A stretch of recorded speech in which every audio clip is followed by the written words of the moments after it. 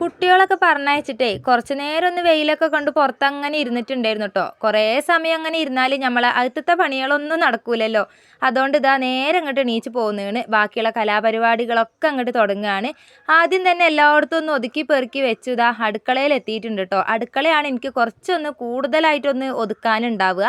കഴുകാനുള്ളതൊക്കെ ഒന്ന് സിങ്കിൽ കൊണ്ടുപോയിടണം. പിന്നെ എല്ലാം കുപ്പിയും പാട്ടയും അതും ഇതൊക്കെ അതിൻ്റേതായ സ്ഥാനത്ത് കൊണ്ടുപോയി വെക്കണം. അങ്ങനെ അടുക്കള വൃത്തിയാക്കാൻ കുറച്ചൊരു സമയം എടുക്കും കേട്ടോ.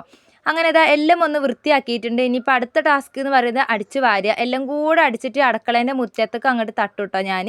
എന്നിട്ട് എന്താക്കും, എന്നിട്ട് മുറ്റടിക്കാൻ നിൽക്കും. അങ്ങനെയൊക്കെയാണ് എൻ്റെ ഓരോ രീതികൾ. നമ്മളെ വീഡിയോസ് കണ്ടിട്ട് ഒരുപാട് കൂട്ടുകാർ സബ്സ്ക്രൈബൊക്കെ ചെയ്ത് വന്നിട്ടുണ്ട്. എല്ലാ കൂട്ടുകാർക്കും ഒരുപാട് താങ്ക്സ് അറിയിക്കുകയാണ് കേട്ടോ. പിന്നെ കമൻറ്റിലൂടെ ഏറ്റവും കൂടുതൽ എനിക്ക് വരുന്ന കമൻറ്റ് എത്രയും വേഗം നിങ്ങൾക്കൊരു വീടാവട്ടെ എന്നാണ് എല്ലാവരും കമൻറ്റും വരുന്നത്. അധികം വരുന്ന കമൻറ്റ് അതുതന്നെയാണ് കേട്ടോ.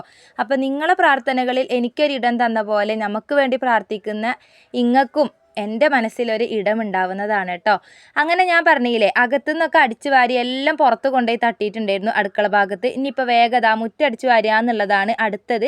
മുന്നിലെ മുറ്റത്താണ് കേട്ടോ എനിക്ക് ഭയങ്കര പുല്ല് മുളയ്ക്കുന്നത്. രണ്ട് ബേക്ക് വശത്തും ഇവിടെയൊന്നും അങ്ങനെ പുല്ലിൻ്റെ ഒരു പ്രശ്നമില്ല കേട്ടോ. മഴക്കാലത്ത് ഉറവേൻ്റെ ആ ഒരു ഇതേക്കും. ഇപ്പോൾ ഏകദേശം ഉറവയൊക്കെ ഉണങ്ങി നല്ല വൃത്തിയായി വന്നിട്ടുണ്ട്. ഇനിയിപ്പോൾ അടുത്ത മഴക്കാലത്ത് ഉറവേൻ്റെ വെള്ളവും ചളിയൊക്കെ നോക്കിയാൽ മതി. അങ്ങനെ ഞാനിതാ വേഗം ഒന്ന് മുറ്റമൊക്കെ ഒന്ന് എല്ലായിടത്തും ഒന്ന് ചുറ്റിനും ഒന്ന് അടിച്ചൊക്കെ വാരി ഇട്ടിട്ടുണ്ട്.